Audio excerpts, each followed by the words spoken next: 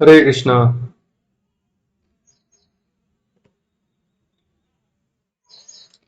Yes, can you all hear? Hare Krishna. सबको मेरी आवाज सुनाई दे रही है?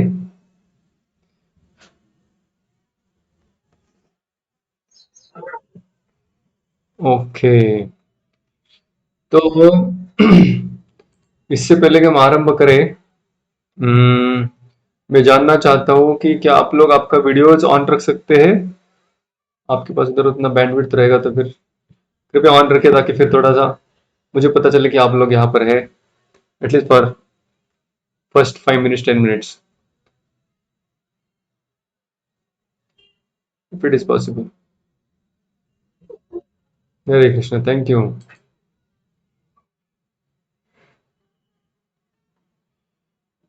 विकास Shukla ji, Hare Krishna. So I really welcome everyone here on the first day to study Bhagavad Gita. So we have Shampriya here, we have Vikas Shukla Prabhu here, we have Gauri Mataji, Arpita here, studying second time Gita, very inquisitive. And then we have Ruby Madam also here, and Dimple is also here, and we have Parth, and then Sainath Patankar also joined. Okay, so let's start. I will just offer some prayers and we'll immediately begin. ॐ अज्ञानतिमिरन्धस्य ज्ञानाञ्जनशलाकया चक्षुरुन्मिलितं येन तस्मै श्रीगुरवे नमः। श्रीचैतन्यमनोभीष्टं स्थापितं येन भूतले स्वयं रूप कदा मह्यं ददाति स्वपदान्तिकम्। नमः ॐ विष्णुपादाय कृष्णपृष्ठाय भूतले श्रीमते भक्तिवेदान्त स्वामिन् इति नामिने। नमस्ते सारस्वते देवे गौरवाणी प्रचारिणे निर्विशेष शून्यवादी पाश्चात्यदेशतारिणे। जय श्री कृष्ण चैतन्य प्रभु नित्यानंद, श्री अद्वैत गदाधर श्रीवासदि गौर भक्त वृंद। हरे कृष्णा कृष्ण कृष्ण हरे हरे, हरे राम राम राम हरे हरे। हरे कृष्णा। तो इससे पहले कि हम इस गीता के सत्र का आरंभ करें, अ, सबसे पहले मैं अपने आप को इंट्रोड्यूस करना चाहता हूँ। सब लोग जानते हैं मुझे, मेरा नाम महाभागवत दास है। I been studying medical and now studying internal medicine from Bhagavad Gita and trying to share with all of you. मैं जानना चाहता हूँ आप लोगों से कुछ चीजें, कि आप में से कुछ लोगों ने अभी तक गीता का कुछ अध्ययन किया होगा या फिर कुछ पढ़ने का प्रयास किया होगा। आपको गीता के बारे में कौन सी चीजें आपको आकर्षित करती है? What attracts you? What are the contents of Gita which you feel amazed by? So please share that. And also दूसरा चीज मैं आपको पूछना चाहूंगा कि आपको इस कोर्स से क्या अपेक्षा है, कि अभी हम यहाँ पर गीता सीखने का प्रयास कर रहे हैं, तो फिर इससे आपको exactly what you are expecting. तो क्योंकि I have my presentations ready for 18 chapters, but still फिर भी मैं आपको पूछना चाहता हूँ कि आपका एक्सपेक्टेशन क्या है, what you are looking forward to. तो दो प्रश्न है आप सभी के लिए, सभी को उत्तर देना है। कि पहला, कि आप लोग ने कभी गीता का अध्ययन किया है, आपका अनुभव क्या रहा, क्या चीज आपको उसमें से अट्रैक्ट किया, या गीता के बारे में क्या चीज आपको अट्रैक्ट करता है आज भी। और दूसरा, इस कोर्स से आप क्या अपेक्षा करते हैं। सो जो भी बोलना चाहता है अपने आप को अनम्यूट करके बोल सकते हैं। इफ पॉसिबल वीडियो भी चालू कर सकते हैं।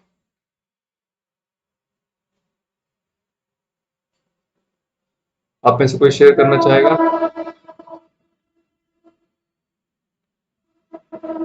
हाँ, विकास जी। हाँ, बोलिए।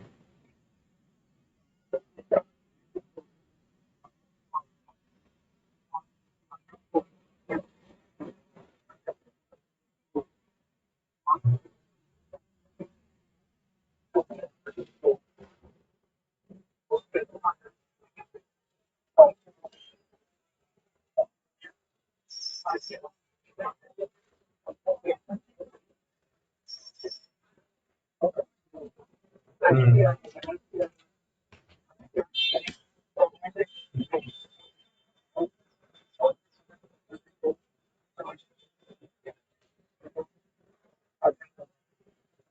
बहुत बहुत धन्यवाद। तो आपने ऑलरेडी किताब पढ़ी, आपको उसमें आत्मा का जो वर्णन है अच्छा लगा और आप और जिंदगी के बारे में जानना चाहते हैं। बहुत बढ़िया। और कोई कुछ कहना चाहेगा?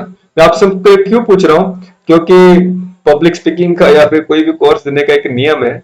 वो नियम इस तरह से है कि मुझे पहले ऑडियंस को समझना जरूरी है, कि अगर मैं आपको समझ नहीं पाऊंगा तो फिर मैं अपना बोलता रहूंगा और फिर आप क्या समझे और कितना आपको रिलेवेंट हो रहा है मुझे पता नहीं चलेगा। सो और कोई बताना चाहेगा आपका गीता का एक्सपीरियंस क्या है, आपको गीता में क्या आकर्षित करता है और इस कोर्स से आपकी क्या अपेक्षा है? सभी को बताना जरूरी नहीं तो हम आगे नहीं जाएंगे।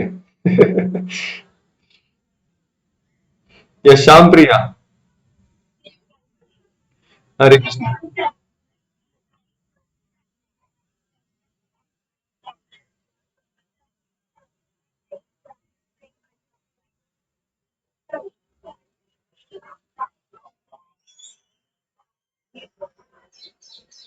ओ, thank you thank you. Hmm. ओ,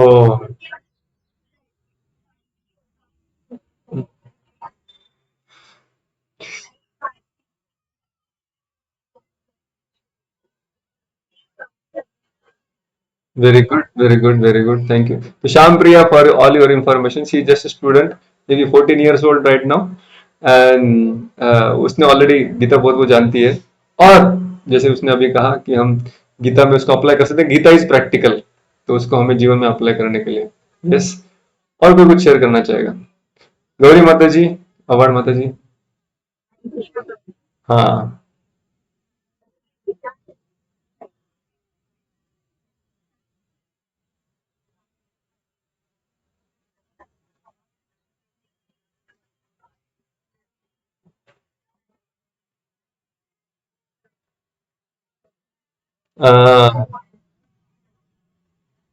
अब मुझे याद है, जैसे आपने बताया अभी, कि मैं जब पहली बार बॉम्बे गया, तो बॉम्बे में जब गया तो जहाँ पे मेरा टैक्सी रुका एक जगह पे, मेरे पिताजी और मैं साथ में बैठा था, तो छोटे छोटे बच्चे बहुत दौड़ के आए, दिखने में बड़े गरीब और अच्छी अवस्था में नहीं थे।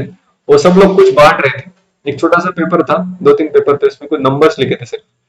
तो मुझे बोल रहे थे ले लो 5 रुपया 5 रुपया, तो मैंने उनकी तरफ ध्यान भी नहीं दिया। लेकिन बॉम्बे में जैसे मैं रहने लगा, तो 2-3 दिन के बाद फिर मैं ढूंढ रहा था कि वो बच्चे कहाँ मिलेंगे, कहाँ पे मुझे वो कार्ड देंगे। तो वो कार्ड क्या था और वो नंबर क्या थे? वो लोकल ट्रेन का टाइम टेबल था। जब तक मैं बॉम्बे में आया नहीं था, तब तक मुझे पता नहीं था उसका क्या इंपॉर्टेंस है। लेकिन जैसे आपने कहा अभी मुझे इस रास्ते पे चलना है, तो अभी मुझे उस रास्ते का सारा इन्फॉर्मेशन मालूम होना चाहिए। सही कहा आपने। तो अभी हम सब गीता के अनुसार जीना चाहते हैं, तो क्यों ना हमारा टेक्स्ट को और थोड़ा अच्छे से समझ ले। बहुत बहुत बढ़िया, thank you thank you thank you thank you. Vaishali माता जी।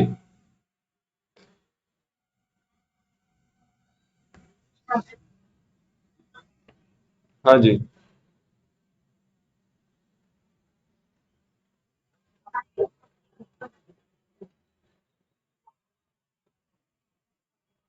ओके, ऑलरेडी गाड़ी चल रहा है, थोड़ा उसका स्पीड और बढ़ाना है।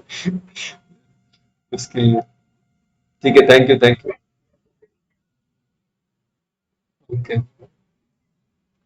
Okay okay. अर्पिता जी, आप कुछ बोलना चाहेंगी?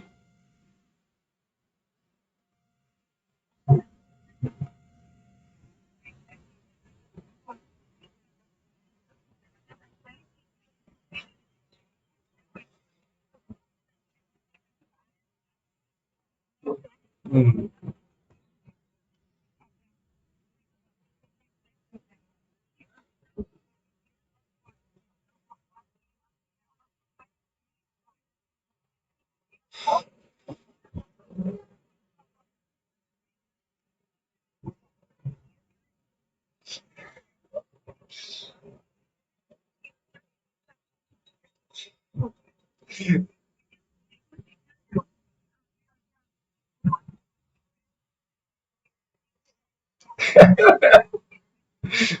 आपने तो पूरा गीता का सारांश बता दिया मुझे, कि क्लास लेने की जरूरत ही नहीं होगी। ओके। हम्म। जय जय जय, thank you for your such a nice positive words. Yes. Ruby madam, Patankar ji, would you like to share something? What attracts you towards Gita? Or Ashish sir is pushing you to attend?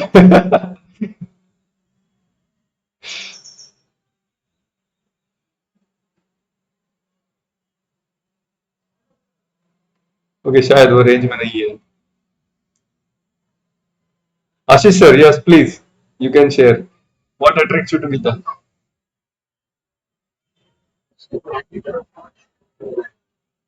Hmm.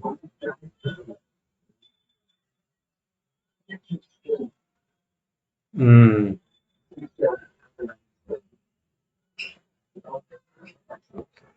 Yeah.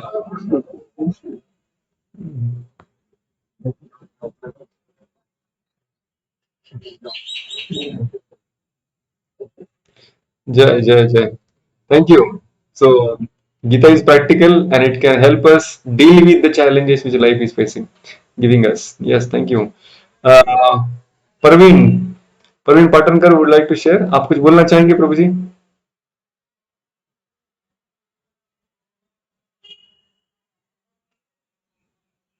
ओ शायद वो भी. हरे कृष्णा, हरे कृष्णा.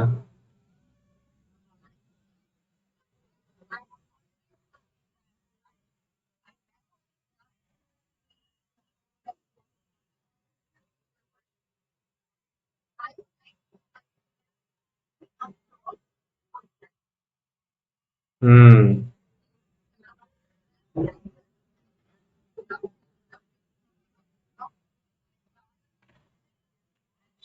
हम्म.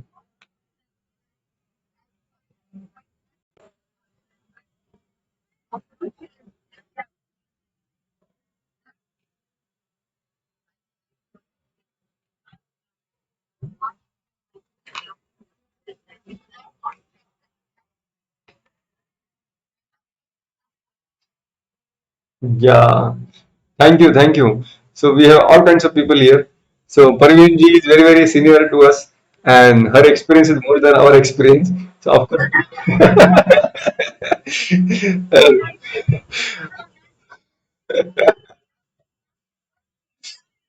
मेरे actually मैं आपको बताना चाहता हूँ कि because we are conducting this 18 days का हमारा जो क्लासेस रहेगा 21 डेज का, तो इसमें ऐसा नहीं है कि सिर्फ मैं ही बताते रहूंगा. तो ये थोड़ा सा इंटरेक्टिव रहेगा जिस तरह से हमने आज आरंभ किया है. तो I will just be speaking some points and any time you feel कि मुझे कुछ बताना है प्रभु जी, मुझे कुछ याद आया, so you can just unmute yourself and start speaking. So ये बहुत ही इंटरेक्टिव होना जरूरी है, जिससे कि मुझे भी पता चले कि मैं क्या बोल रहा हूँ, आप क्या समझ रहे हैं. तो उस तरीके से हम.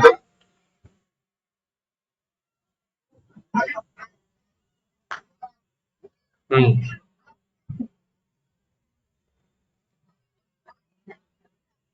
हम्म. जरूर जरूर, उसके लिए मैं आपको स्पेशल कॉल करूंगा, वीडियो कॉल. हम्म. हम्म. हम्म. संजय कौन. ओके. ठीक है. So thank you so much. We all have interested people here, and they have some idea of. माता जी बोल रही कि मैंने गीता पढ़ी नहीं, but she knows the ultimate what how to chant, and everybody is very inquisitive. They have some idea of what is Gita, what we are here for. Many times when people study Gita, they feel that this is just to improve my material life or to get me what I want. But जैसे कि आप सब लोग यहाँ पर बोल रहे हैं कि we are here to learn something deeper in life. क्योंकि let me share a PowerPoint with you. हाँ.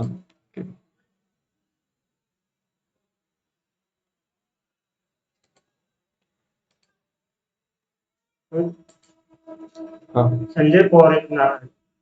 ऐड कर देगा संजय पवार. ओके. एक काम करना, हा मोबाईल घे, त्यांना फक्त लिंक फॉरवर्ड कर, सेव्ह कर, त्यांना लिंक फॉरवर्ड कर. Just a minute.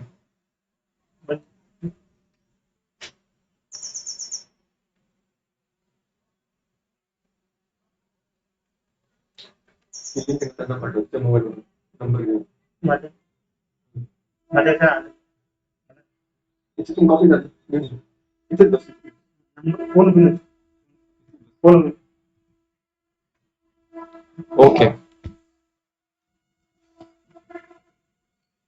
तुझा तू घेऊन ये ना. हा, याला तुला पाठवून दे. Okay, sorry. So some people are still registering and their names are coming to me, so I'm just forwarding links to them. Okay, so let me give some introduction to you about Gita.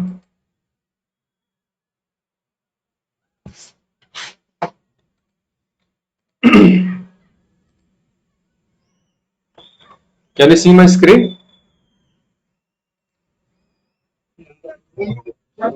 Okay, so आज हम गीता तो पढ़ने वाले हैं.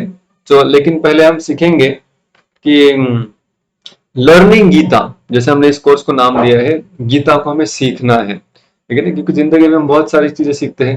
We are always learning. जैसे कि हम everybody is student and life makes everybody student, because as we go ahead, life has to teach us so many things. As we see here in this picture, this is actually the scenario of Gita. Hmm.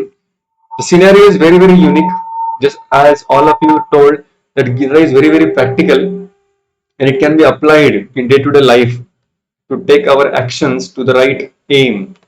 So this picture actually we can see that the scenario is a battlefield of Kurukshetra. ये कुरुक्षेत्र का रंगभूमि है, युद्ध भूमि है, जहां पर अर्जुन एक अपने जीवन का सबसे बड़ा युद्ध खेलने जा रहा है. Now Arjuna is not somebody who is like a monk, like me, or sitting in a temple or sitting in a jungle, meditating, not doing anything. He's a young man and he's fighting for a cause. Now when this Arjuna comes on the battlefield, he feels that there is something missing, and for that he becomes so confused and unmotivated that then he approaches Krishna and Krishna speaks Gita. So Gita was spoken on a battlefield. So our life is also like a battlefield where we also face so many enemies, so many obstacles, so many challenges, so many situations where we don't know what exactly I should do. So here the questions which Arjuna asked, let me tell you, because Gita consists of a dialogue between Krishna and Arjuna, all of you know. But not all verses are spoken by Krishna. Krishna spoke only maybe 546 verses Krishna spoke. But other verses are spoken by, most of them by Arjuna, very few by Sanjaya, and a single verse by Dhritarashtra. So this dialogue is between Arjuna and Krishna mainly, and Arjuna asks so many questions. So Gita starts with a question and then Krishna gives answer. So everybody in life had so many questions. Some of you have attended already the 6 sessions which we conducted, the Gita course, and we studied about so many questions which life gives us. So that way we all are having so many questions in life, and so Gita is a question answer format. Life also poses question. So Arjuna had so many questions. As we go ahead in every chapter, Arjuna has a specific question to ask Krishna, and we will also see what are the parallels which we can draw to our questions in life. So that way, this dialogue is very very important. As you all of you said, it's a life's application. Let us try to understand what is exactly learning. We are trying to learn Gita. What learning exactly means? So can somebody would like to read this? Maybe Arpita can read for all of us.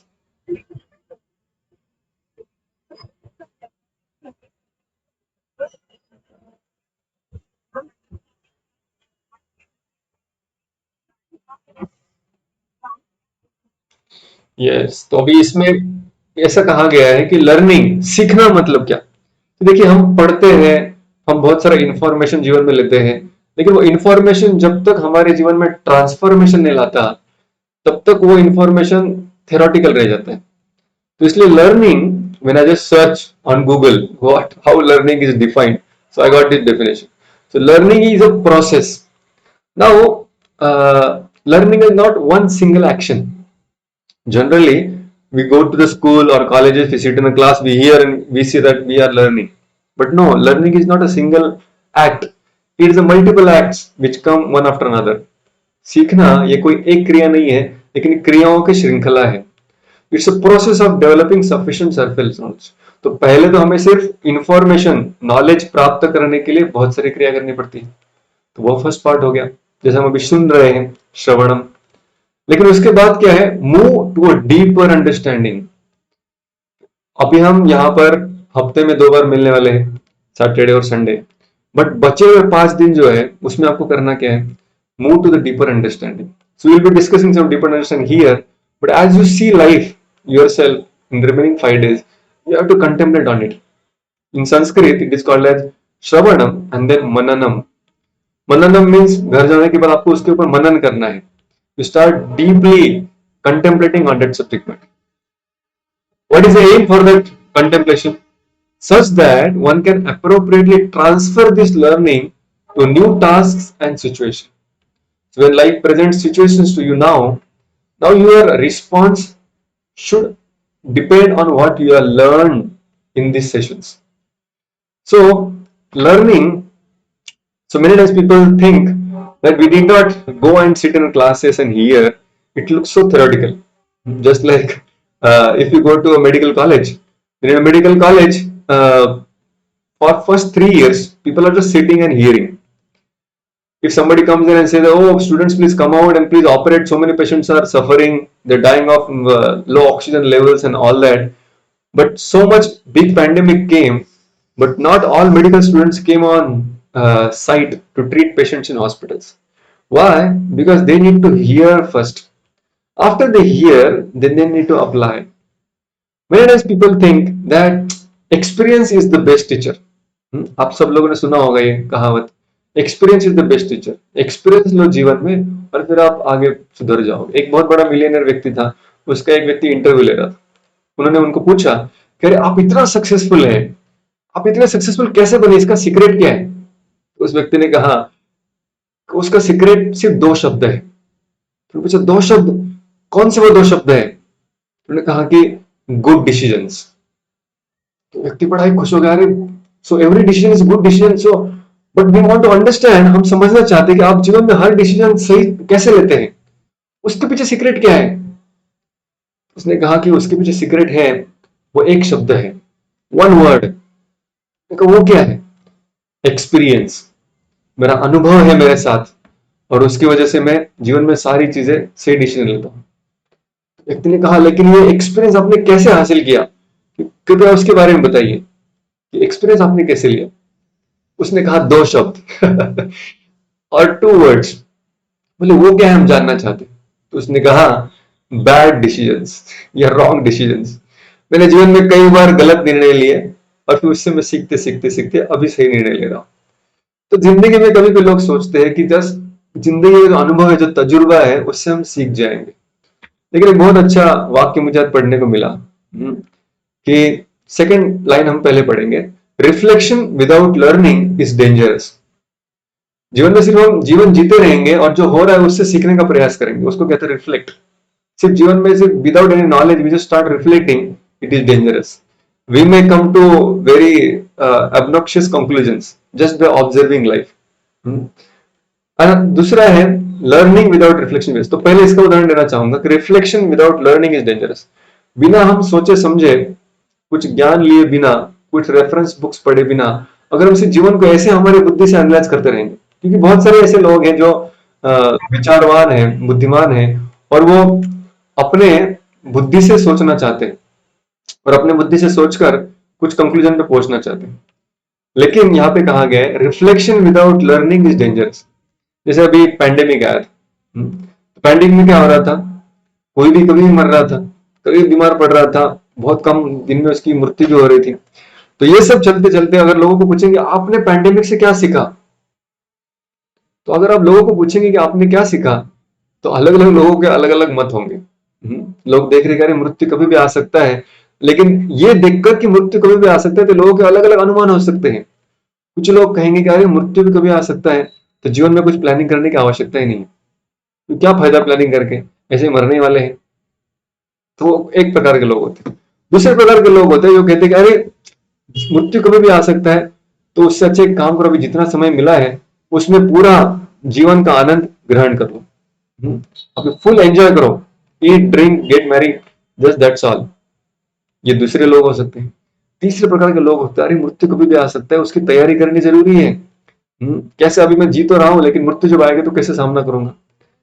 तो situation एक हो सकती है, लेकिन उसके reflection अलग अलग हो सकता है अगर उनके पास कुछ ज्ञान का स्रोत नहीं है कि इसमें से मुझे सीखना क्या है। तो सिर्फ जिंदगी हमें नहीं सिखा सकती। कई बार लोग सोचते हैं कि समय के साथ सब कुछ हो जाता है, समय के साथ सब कुछ हो सकता है, समय के साथ सारी चीजें नष्ट हो सकती है, लेकिन एक चीज है जो समय के साथ नष्ट नहीं होता। There is one thing on this planet which cannot be destroyed by time. कोई बता सकता है कि ऐसी कौन सी चीज है जो समय के साथ नष्ट नहीं होती? Anybody would like to guess? कोई गेस करना चाहेगा?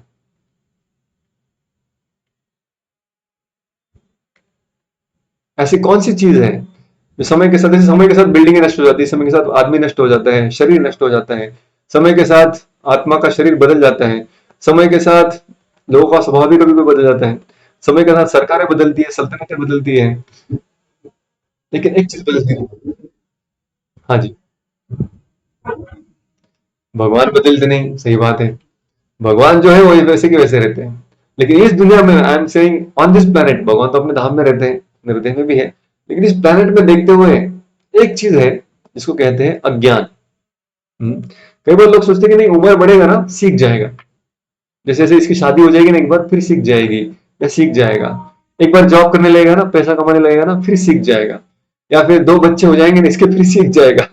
ऐसे करते करते लोग सोचते हैं कि जिंदगी में आगे बढ़ते रहेगा ना, इसकी उम्र बढ़ती रहेगी, इसकी जिम्मेदारी बढ़ती रहेगी, तो सीख जाएगा, लेकिन ऐसे कभी नहीं होता।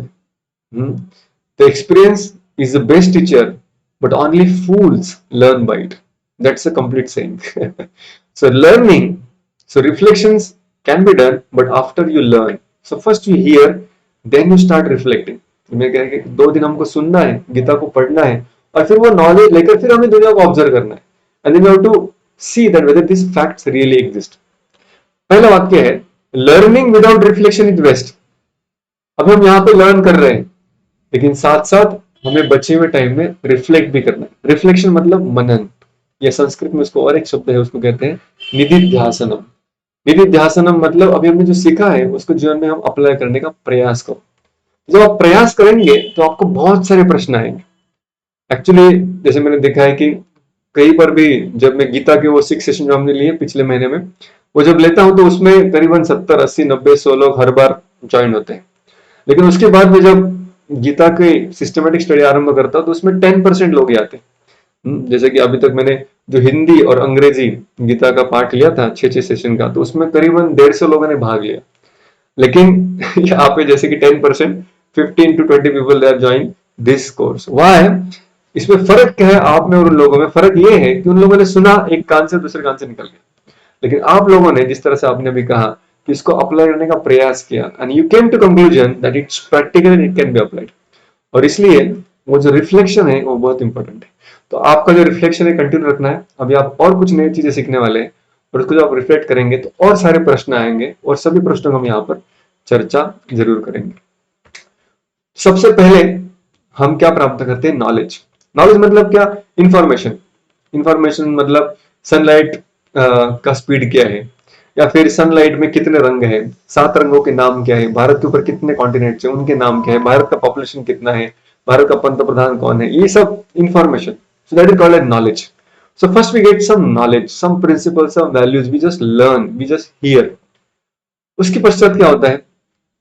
एक बार हमने सुन लिया, और जब हम उसके ऊपर रिफ्लेक्शन करेंगे, जब उसका हम मनन करेंगे, so then it should transform into our changed attitude. हमारे जीवन को देखने का जो नजरिया है वो बदलना चाहिए। Perception should change. तो एटीट्यूड में बदल लाना आवश्यक है, और जब एटीट्यूड बदलेगा, फिर हमारे जीवन में जो गोल्स है, जो इच्छाएं हैं, जो एस्पिरेशंस है, वो बदलने लगेंगे। तो फिर हमारे डिजायर्स बदलेगी। जो हमारी डिजायर्स बदलेगी, उसके पश्चात फिर हमारे बिहेवियर, हमारे जीवन की प्रायोरिटीज, हमारी प्राधान्यता, हमारा जो जीवन में कौन से कार्य हम करते हैं, वो कार्य, हमारे एक्शंस, हमारे बिहेवियर जो है वो बदलना आरंभ होगा।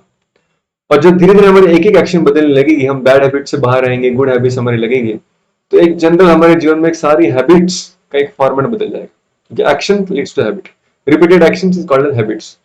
तो बिहेवियर बदलेगा तो हैबिट्स बदलेगी, और जब हैबिट्स बदलेगी तब धीरे धीरे हमारा पर्सनैलिटी पूरी तरह से बदल जाएगी।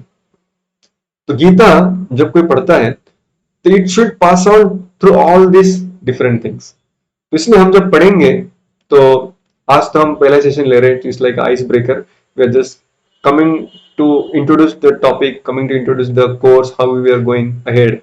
तो इस तरह से हम आगे जाएंगे। तो हर लेसन को हम नॉलेज तो हम लेंगे कि गीता हमें क्या सिखा रही, श्लोक क्या है, उससे हम एटीट्यूड्स क्या सीख सकते हैं, कौन से वैल्यूज हम सीख सकते हैं अपने जीवन में, और फिर उससे हमारे फिर डिजायर्स ट्रांसफॉर्म होगी। और फिर अगर आप उन चीजों को आपके जीवन में अप्लाई करते हो, then your behaviour will change, not in a day, not in a night, overnight, but over the period. तो अभी हमारा लक्ष्य है कि हम रोज एक अध्याय अगर हम लेंगे, तो इस तरह से हमको 18 दिन लग सकते हैं। लेकिन फिर भी क्वेश्चन आंसर डिस्कशन, समटाइम्स कुछ कॉन्सेप्ट्स ओवरव्यू, वो सबके लिए मैंने 3 दिन एक्स्ट्रा रखे हैं, जिससे कि हम और अच्छे से समझ पाए। तो ऑल दिस 21 डेज, 21 दिन के पश्चात हम विचार कर रहे हैं कि जन्माष्टमी के पहले, before Lord Krishna actually appears on the Janmashtami day, we are trying to finish at least the overview of Gita, where is what, कहाँ पे क्या दिया है, कहाँ पे कौन सी चीजों के बारे में वर्णन दिया है, जिससे कि Krishna when is going to appear on his birthday on 31st July, sorry 31st August, then this our attempt to understand his words, to understand his desire, will be our his birthday gift for Krishna. So I hope to see you continue throughout this course, so that on Krishna's birthday we can all give this gift that, oh Krishna, we are really serious and we are really welcoming you and your words. क्योंकि भारत में बहुत सारे लोग हैं जो भगवान को मानते हैं, लेकिन बहुत कम लोग हैं जो भगवान की मानते हैं। हम उनमें से नहीं रहना चाहते जैसे भगवान को मानते हैं, भगवान है, लेकिन हम भगवान की जो बातें हैं, जो उपदेश, जो संदेश है, उसको भी मानना चाहते हैं। सो इफ यू कंटिन्यू, तो मेरी तरफ से भी और आपकी तरफ से भी, हम सबकी तरफ से, ग्रुप की तरफ से, भगवान श्री कृष्ण को हमारा उनके लिए बर्थडे गिफ्ट होगा। ओके, तो इससे हम आगे बढ़ते हैं।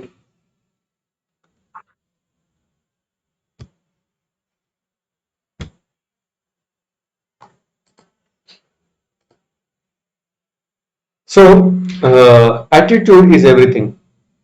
तो जीवन में सिचुएशन सभी के जीवन में एक ही आती है, लेकिन उसको हम किस एटीट्यूड से लेते हैं वो बहुत इंपॉर्टेंट है। और Gita is not about changing your actions. So this is a disclaimer I am trying to give before we start और एंटर इनटू गीता। कई बार लोगों को लगता है कि गीता हम पढ़ेंगे तो फिर इससे हमारे जीवन में बहुत सारे बदल लाने पड़ेंगे, बहुत सारी चीजें करनी पड़ेगी, बहुत सारी चीजें छोड़नी पड़ेगी। बिल्कुल नहीं, गीता से हमारा एक ही चीज बदलने वाला है, वो है एटीट्यूड। और जब एटीट्यूड बदल जाता है तो दुनिया की सारी चीजें बदल जाती है। तो मैं कहूंगा कि ये एटीट्यूड अगर हम बदल पाए, जैसे अर्जुन जब कुरुक्षेत्र की भूमि पर आया था, किस लिए आया था अर्जुन? कौन बताना चाहेगा? कुरुक्षेत्र की भूमि पर अर्जुन रथ लेकर क्यों आया था? What was the reason? युद्ध करने के लिए आया था, सही कहा आपने। अभी युद्ध करने के लिए आया था, लेकिन गीता को सुनने के बाद अर्जुन ने क्या किया? युद्ध किया कि नहीं किया? किया, युद्ध किया। तो अर्जुन युद्ध करने के लिए आया था, बीच में कुछ गड़बड़ हुई, गीता बताई गई, लेकिन अंत में फिर उसने युद्ध ही किया। तो कोई कहेगा अरे क्या फर्क पड़ा, अर्जुन युद्ध करने के लिए आया था, अस्त्र शस्त्र लेकर आया था, रथ पर खड़ा था, सेना सामने थी, रेडी था युद्ध करने के लिए, बीच में कुछ तो कंफ्यूजन हुआ, लेकिन गीता बताई भी गई, लेकिन बाद में क्या किया? युद्ध ही तो किया, कुछ एक्शन में कुछ फर्क ही नहीं पड़ा। लेकिन क्या बदला? बहुत बड़ा फर्क हुआ था। अर्जुन जिस एटीट्यूड से कुरुक्षेत्र की भूमि पर आया था और जिस एटीट्यूड से गीता सुनने के बाद खड़ा हुआ, ये दो व्यक्ति पूरी तरह से अलग थे। तो गीता पढ़ने के पहले हमारी जिंदगी एक्सटर्नली एक मोड़ पर है, गीता सुनने के बाद एक्सटर्नली जिंदगी वहां पर ही रहेगी। आप स्टूडेंट्स हैं, आप आपकी पढ़ाई में अच्छा ध्यान देंगे, आप प्रोफेशनल व्यक्ति हैं, आप अपने प्रोफेशन को और अच्छे से करेंगे, लेकिन नहीं, आप अगर टीचर है तो टीचिंग अच्छे से करेंगे, आप हाउस कीपिंग है, आप हाउस वाइफ है सॉरी, तो आप अगर बच्चों की परवरिश कर रहे हैं तो परवरिश अच्छे से कर पाएंगे। लेकिन क्या बदलेगा? एटीट्यूड बदलेगा। क्यों करना है, कैसे करना है, वो बदलेगा। जीवन में बहुत बार सबसे महत्वपूर्ण चीज है जानना कि जीवन का मकसद क्या है। तो अगर आप मुझे पूछेंगे, जैसे मैंने आप सभी को पूछा, what attracts you to Gita, अगर आप मुझे पूछेंगे कि पूरी आपको गीता से इतना प्यार क्यों है, आप तो दिन रात सिर्फ गीता ही पढ़ाते रहते हैं, गीता के लिए जीवन दे दिया, आपको गीता में क्या अच्छा लगा? तो वन वर्ड मुझे एक ही चीज अच्छा लगा, Gita gave me purpose to live. Gita ने मुझे जीवन जीने का मकसद दिया, और ये सबसे इंपॉर्टेंट चीज है। कई बार लोग मेरे पास आते हैं, कहते हैं कि प्रभु जी मुझे ना कंसंट्रेशन बढ़ाने का है, कैसे बढ़ाऊं मुझे बताइए। कई बार लोग आते हैं, कहते हैं कि प्रभु जी मुझे ना बहुत पैसा कमाना है, कैसे कर सकता हूँ बताइए। कई बार लोग आते हैं, कहते हैं कि प्रभु जी रिलेशनशिप में बहुत प्रॉब्लम्स है, बहुत दरार है, कैसे मैं इसको सुधारूं बताइए। तो कैसे मैं करूं, बहुत बार लोग जब आते हैं तो उनको क्या चाहिए, टूल्स एंड टेक्निक्स चाहिए। तो कोई भी सेमिनार होता है, कोई भी मोटिवेशन स्पीकर जब बात करता है तो वो टूल्स एंड टेक्निक्स के बारे में बात करता है, टिप्स के बारे में बात करता है, कोई शॉर्टकट देने की बात करता है। भगवान जो सबसे पहले मोटिवेशनल स्पीकर है, अर्जुन भी एक डिप्रेशन में केस था, वो भी हार चुका था अपने आप से, लेकिन भगवान ने भी उसको मोटिवेशन स्पीच दिया पूरे 1.5 घंटे का। लेकिन भगवान ने उसमें कोई भी टूल्स एंड टेक्निक्स नहीं दिया। भगवान ने क्या दिया, कैसे मुझे युद्ध जीतना है भगवान ने नहीं बताया, कैसे मैं गर्त में खड़ा रहूं, कैसे मैं बाण चलाऊं, कैसे मैं इनके साथ लड़ूं, भगवान ने नहीं बताया। भगवान ने क्या बताया अर्जुन को, भगवान ने उसको एक प्रश्न पूछा, तुम अपने रिलेशनशिप को सुधारना चाहते हो, तुम अपनी पढ़ाई में अच्छे नंबर लाना चाहते हो, तुम अपने जॉब में पैसा कमाने में अव्वल बनना चाहते हो, प्रमोशन चाहते हो, जिंदगी में आगे बढ़ना चाहते हो, मेरा प्रश्न है, तुम मुझे पूछ रहे हो कि कैसे आगे बढ़ना है, मैं तुम्हें पूछ रहा हूं तुम्हें क्यों आगे बढ़ना है। कई बार जो लोगों के प्रश्न पूछते हैं हम, तो मुझे ना बहुत अच्छा एक इंजीनियर बनना है, कैसे बनना है बहुत लोग बता सकते हैं, लेकिन क्यों बनना है, फिर लोग सोचने लगते हैं क्यों, क्यों मुझे बड़ा बनना है, क्यों मुझे धन कमाना है, क्यों मुझे जिंदगी जीनी है, उसको कहते हैं मकसद। और मकसद कई लोगों के पास नहीं है। आप सब लोग गीता जानते हैं इसलिए आपके पास है, जैसे आर्य पिता ने भी बताया, हम सब चाहते हैं कि हम भगवान के शरण में जाए, भगवान की इच्छा से जिए, और अल्टीमेटली उनके साथ हमारा मिलन हो। ये पर्पज, ये तो बहुत हाई पर्पज हो गया, लेकिन उसके बीच में बहुत सारी अलग अलग हमारे शॉर्ट टर्म पर्पज होंगे, वो गीता में सिखाए। तो अर्जुन पहले भी युद्ध करने के लिए आया था, बाद में भी युद्ध ही करने वाला है, लेकिन उसका एटीट्यूड, उसका नजरिया पूरी तरह से बदलने वाला है। इससे पहले कि हम गीता में प्रवेश करें, सबसे पहले मैं धन्यवाद देना चाहता हूँ और प्रणाम अर्पण करना चाहता हूँ ऐसी भक्तिवेदांत स्वामी श्रील प्रभुपाद का, क्योंकि गीता, हाँ, जैसे आप सभी ने इस्कॉन के संपर्क में आने के पहले, या फिर मैं भी जब छोटा था मैंने भी गीता खोली थी। मुझे भी कई बार लोग पूछते हैं कि क्या आपने बचपन से गीता पढ़ी थी, मैंने कहा मेरे पास गीता थी, ज्ञानेश्वरी थी, लेकिन मैंने उसको कभी पढ़ा नहीं। मैं सिर्फ उसको खोल के उसके चित्र देखता था, और अगर समय मिला तो उसके चित्र को कॉपी पेस्ट भी करता था, ड्राइंग करता था, उससे ज्यादा मैं गीता को भी खोला नहीं। और हम सभी का अनुभव होगा कि हम जब गीता को पढ़ने का प्रयास करते हैं तो फिर उसमें कई बार गीता बड़ी क्लिष्ट लगने लगती है। और वो क्लिष्टता को समझना क्यों, क्योंकि पहले तो ये जो स्क्रिप्चर्स है वो शास्त्र है बड़ा संस्कृत में, और संस्कृत में होने के कारण उसको समझना भी हमारे लिए बड़ा मुश्किल होता है। तो ये संस्कृत का शास्त्र पढ़ना और फिर उसको अपने जीवन में उतारना बहुत बड़ा टास्क है। तो पूरी जिंदगी चली जाती, लोगों की बूढ़े हो जाते हैं, हिमालय में रहते रहते हैं, फिर भी समझ नहीं पाते। लेकिन भक्तिवेदांत स्वामी श्रील प्रभुपाद ये ऐसे व्यक्ति हैं जिन्होंने इस शास्त्र को दुनिया की सारी भाषाओं में भाषांतरित कर दिया। वृंदावन में रहते थे, 70 साल की उम्र के थे, बूढ़े थे, लेकिन उनके जीवन का एक मकसद था, ये गीता पूरे विश्व को दिशा दिखा सकती है। पूरा विश्व अभी टेक्नोलॉजी के कारण बहुत जोरदार स्पीड में चल रहा है, इतना स्पीड बढ़ गया है सभी चीजों का, कम्युनिकेशन का, ट्रांसपोर्ट का, प्रोडक्शन का, सर हर चीज का स्पीड बढ़ गया है। लेकिन उस स्पीड के साथ एक दिशा होना बहुत आवश्यक है। अगर कोई व्यक्ति गाड़ी बहुत स्पीड से चला रहा है लेकिन उसके पास अगर दिशा नहीं है तो उसका कुछ भला नहीं होने वाला, वो खाई में ही गिरने वाला है। तो शिल प्रभुपाद ने ये समझ लिया, अपने गुरु महाराज की आज्ञा से उन्होंने इस ग्रंथ को अंग्रेजी भाषा में सबसे पहले भाषांतरित किया और फिर वो हमारे सामने प्रस्तुत किया। अगर आप सभी के पास, अगर आप में से कोई है जिसके पास शिल प्रभुपाद की लिखी हुई जो गीता है वो नहीं है, ऐसे कोई व्यक्ति है यहाँ पर जिनके पास भक्तिवेदांत स्वामी जिनका फोटो मैं यहाँ पर दिखा रहा हूँ, उन्होंने भाषांतरित की हुई गीता जिसके पास नहीं है, ऐसे कोई है यहाँ पर?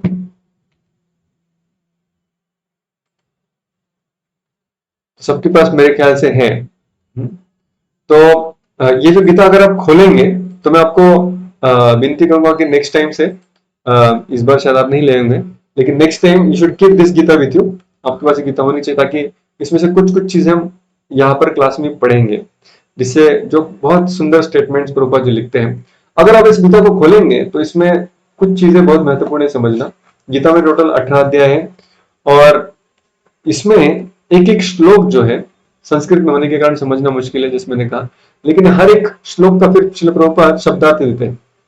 हर संस्कृत शब्द का अर्थ देते हैं कि यहाँ पर कौन सा अर्थ अपेक्षित है, और फिर सारे शब्दों का अर्थ देने के पश्चात फिर उसका भाषांतर भी देते हैं, जिससे कि हम फिर अभी सारे शब्दों को जोड़कर उस भाषांतर को भी समझ पाए। लेकिन यहाँ तक ही प्रभुपाद जी रुके नहीं। प्रभुपाद की जो गीता है उसका सबसे महत्वपूर्ण योगदान ये है कि उनके जो परपोर्ट्स या उनकी जो तात्पर्य है, क्योंकि गीता तो 5000 साल पूर्व बताई गई। So Krishna and Arjuna they understood it on 5000 years before. लेकिन अभी जमाना बदल गया है, 21वीं सदी आ गई है, तो अब भी मुझे उसमें से क्या समझना है, वो प्रभुपाद जी तात्पर्य में बहुत सटीकता से लिखते हैं। तो यहाँ पर तो I am just creating appetite for you to read this Gita in full version. यहाँ पर सिर्फ आपके अंदर वो बुक पैदा करना चाहता हूँ जिससे कि आप इस गीता को पढ़ेंगे। तो आगे बढ़ते हैं आज के इस पहले अध्याय में। तो प्रभुपाद जी का नमन करते हुए, उनको प्रणाम करते हुए, उनके आशीर्वाद लेते हुए हम आगे बढ़ेंगे। तो वी कम टू चैप्टर 1। समय क्या हुआ है, 7:40 हुए हैं। तो we have 20 minutes to go. तो जो भी हम कवर कर सकते हैं कवर करेंगे। Okay, 20 minutes for me to explain and we can have question answer also. तो हम पहले अध्याय में प्रवेश करते हैं। इस अध्याय का शीर्षक है अंग्रेजी में ऑब्जर्विंग द आर्मीज। तो आप सबको अभी भी पीपीटी दिख रहा है ना, अपेक्षा करता हूं।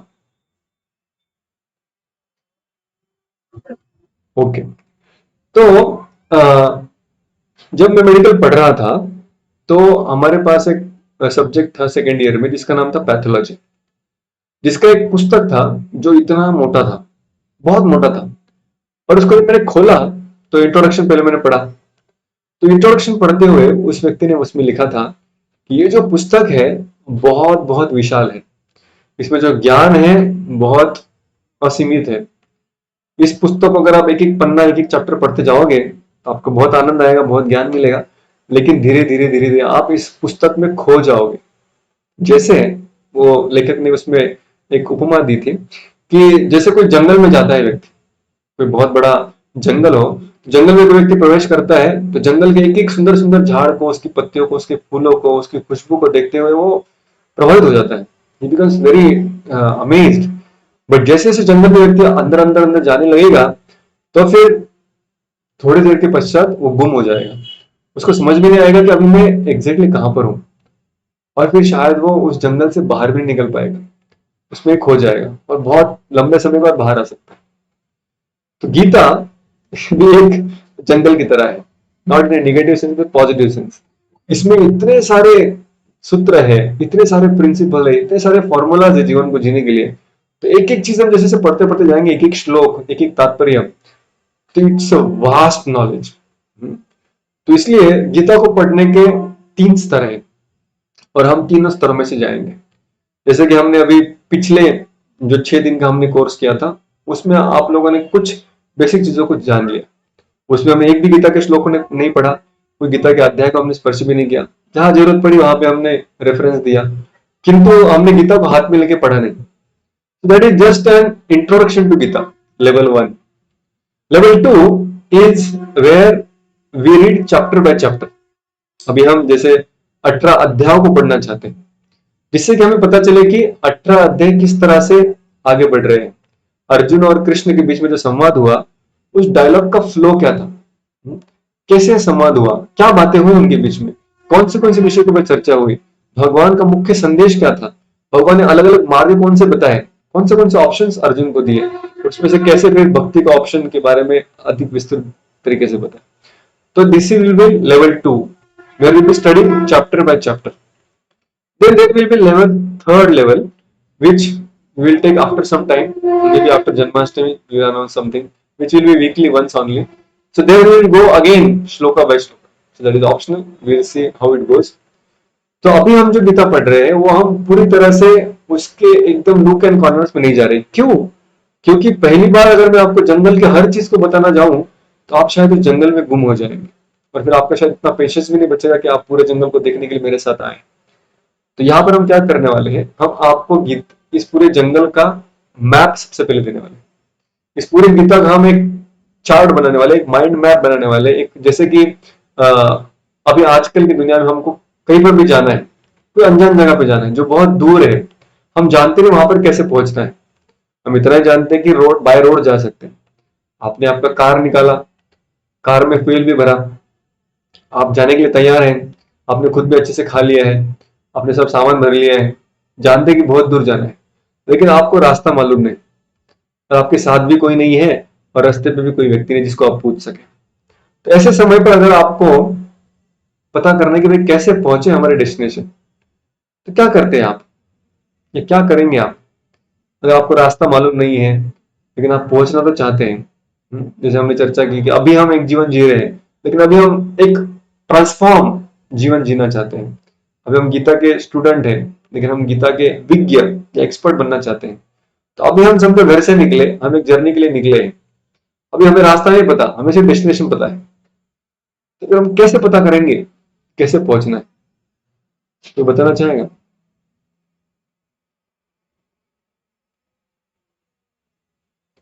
आजकल के टेक्नोलॉजी के जमाने में किस तरह से हम जानेंगे? Google Maps. किसने कहा? Vikas ji. Okay, thank you. तो गूगल मैप क्या है? वो हमें क्या देता है? मैप देता है।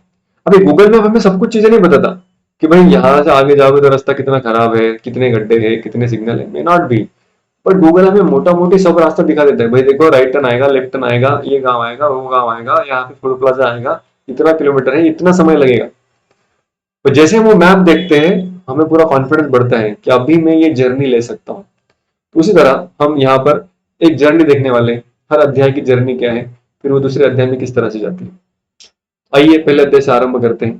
पहले अध्याय के शीर्षक है ऑब्जर्विंग द आर्मीज। तो प्रोपर जी जो संस्कृत नामी इन अध्यायों के उनको अंग्रेजी में भाषांतरित करते हैं। संस्कृत में इस अध्याय का नाम है अर्जुन विषाद योग। या फिर हिंदी में इसको भाषांतरित इस तरह से भी किया जाता है सैन्य निरीक्षण योग। उसको प्रोपर जो अंग्रेजी में लिखते हैं ऑब्जर्विंग द आर्मीज। नाउ अभी इस अध्याय में पूरे 42 47 श्लोक है, लेकिन इन सभी श्लोकों को अगर हम एक एक करके पढ़ते जाएंगे तो फिर उसके बाद जो विषय है उसको शायद हम पकड़ नहीं पाएंगे। इसलिए सबसे पहले मैं आपको इस अध्याय में घुसने के पहले इस अध्याय का मैप देना चाहता हूँ, जिससे कि हम इसमें जब जाएंगे तो हम याद रहेगा कि हम कहाँ पर है। जैसे कि मैं यहाँ पर फर्स्ट स्लाइड दिया है, यहाँ पे जो सबसे लेफ्ट वाले व्यक्ति है वो कौन है?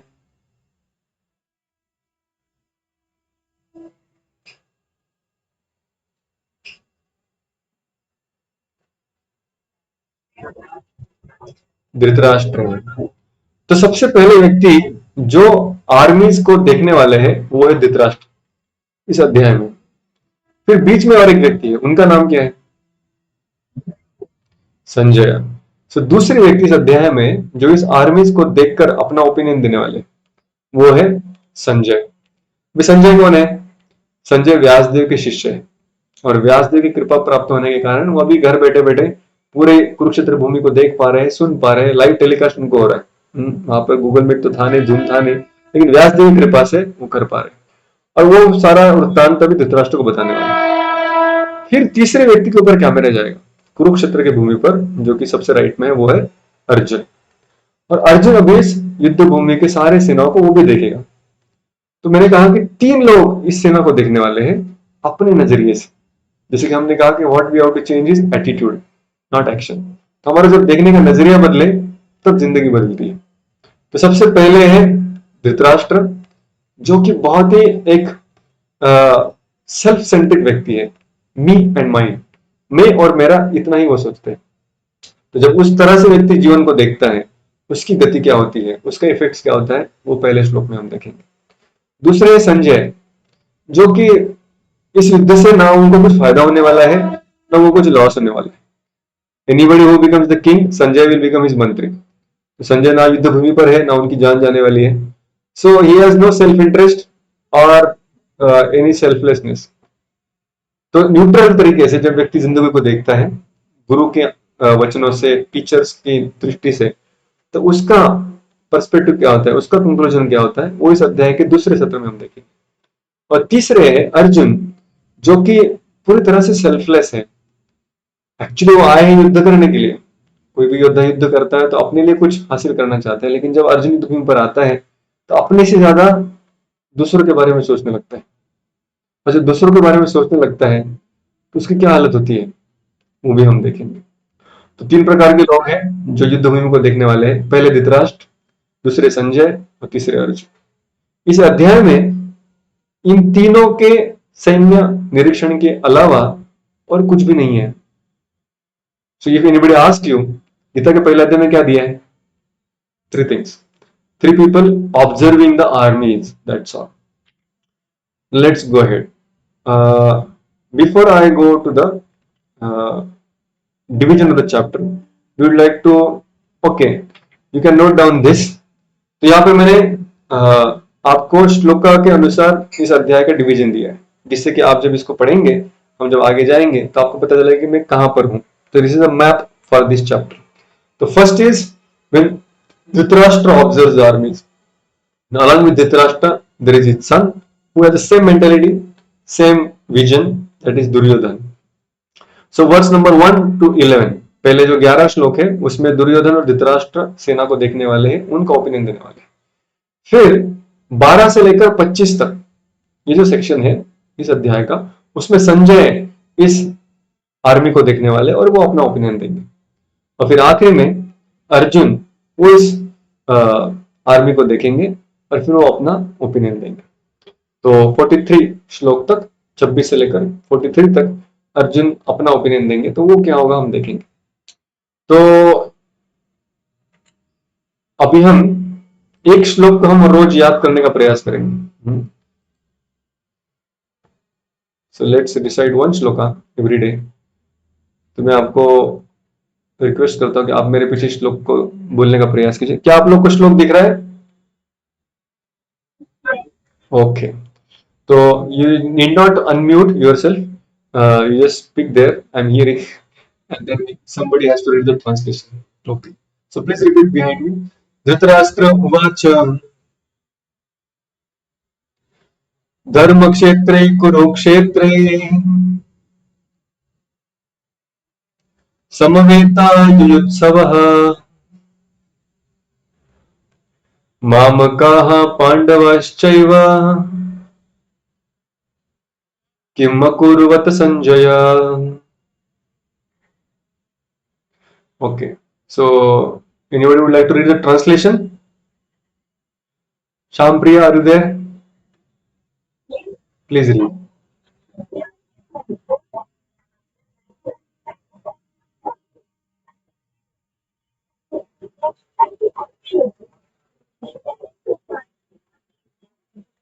यहाँ पर वो धृतराष्ट्र पूछ रहे हैं, हे संजय, मेरे पुत्र और पांडु के पुत्र।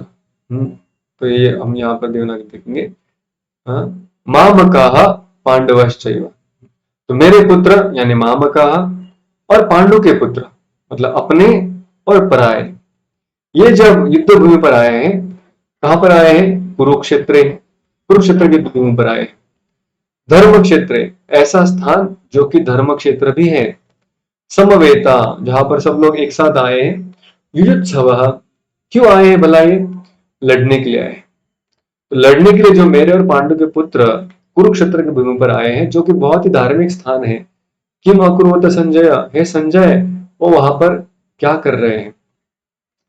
अभी मैं आपको पूछना चाहूंगा कि आप में से कितने लोगों को श्लोक याद करना अच्छा लगता है?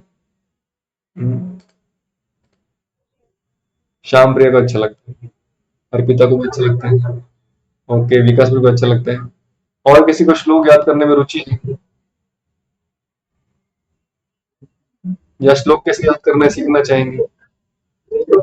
हाँ, तो काफी सारे लोग हैं जो सीखना चाहते हैं। तो अभी मैं छोटा सा टिप देना चाहूंगा कि कैसे हम श्लोकों को याद कर पाए। तो ये एक श्लोक कम से याद करेंगे, फिर आगे हाँ सीखना चाहिए। ओके, तो ये जो श्लोक है, कभी भी हम कुछ श्लोक देखते हैं, अभी आप देवनागरी पढ़ सकते हैं या अंग्रेजी पढ़ सकते हैं। तो जब हम कोई भी श्लोक देखते हैं तो उसमें से पहले हमें समझना है कि हर शब्द का अर्थ क्या है। हम्म, अभी धृतराष्ट्र, तो बहुत सिंपल अर्थ है धृतराष्ट्र। अभी मैं आपको पूछना चाहता हूँ, उवाच शब्द का अर्थ क्या है, कोई बताना चाहेगा? उवाच, बोल रहे हैं, धृतराष्ट्र ने कहा, धृतराष्ट्र सेड। ओके। धर्म क्षेत्र हमारे लिए शब्द नया है? बिल्कुल नहीं है। धर्म हम जानते हैं, क्षेत्र भी हम जानते हैं। धर्म क्षेत्र जैसे तीर्थ क्षेत्र हम कहते हैं, तो वैसे एक धार्मिक क्षेत्र है। ओके, हम जानते हैं इस शब्द को। तो अभी तक जितने शब्द हमने पढ़े हम सब जानते हैं। ओके। कुरुक्षेत्र, कुरुक्षेत्र भी हम जानते हैं, ऐसा कोई नहीं होगा जो कुरुक्षेत्र नहीं जानता है। ओके, तो एक दो तीन चार, अभी तक चारों शब्द हमारे पहचान के निकले। ओके। समवेता थोड़ा नया है, हमने कई लोगों ने पहली बार सुना होगा। युत्सव, वो भी शायद नया है अपने लिए। ओके। मामका, कोई बताना चाहेगा मामका मतलब क्या? मेरे। तो मम ये शब्द हम सब जानते हैं, मी एंड माइन, मम, अहम इत्यादि। तो माम का मतलब मेरे। पांडव, पांडव शब्द हम जानते हैं, मेरे पुत्र। और पांडव, पांडव मतलब पांडु के पुत्र। ओके। किम, किम शब्द का अर्थ क्या है? क्या, लेकिन नहीं तो सिंपल है, क्यों, क्या, किम, क्या कर रहे हैं। अकुर्वत, अकुर्वत शब्द किसे को जान सकते हैं, इसका अर्थ क्या है?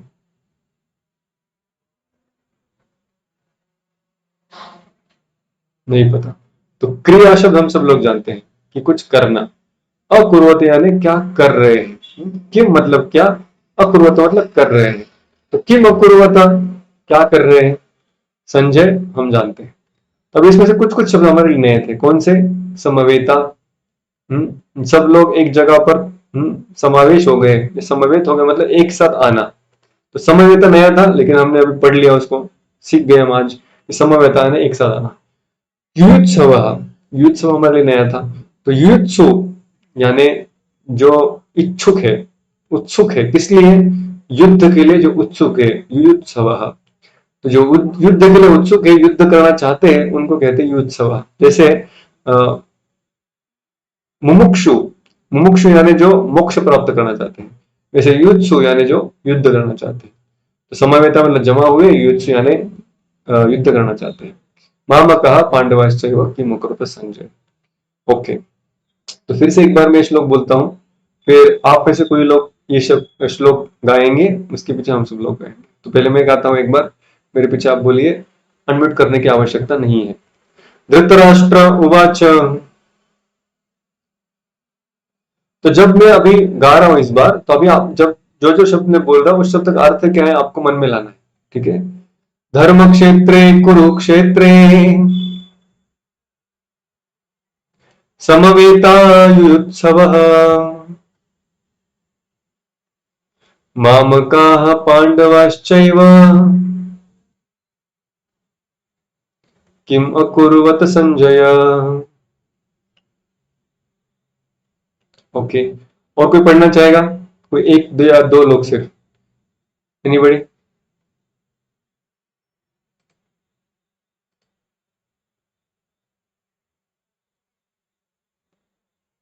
ओके, आपको दिखने रहा है, सॉरी। कोई पढ़ना चाहेगा ये श्लोक?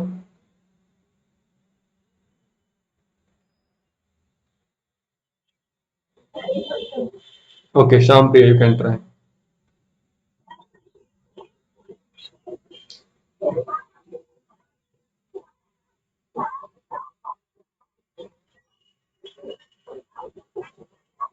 जय, thank you, very nice, very clear. Anybody else, और कोई बोलना चाहेगा? और एक जन बोलेगा तो हम आगे निकल सकते हैं।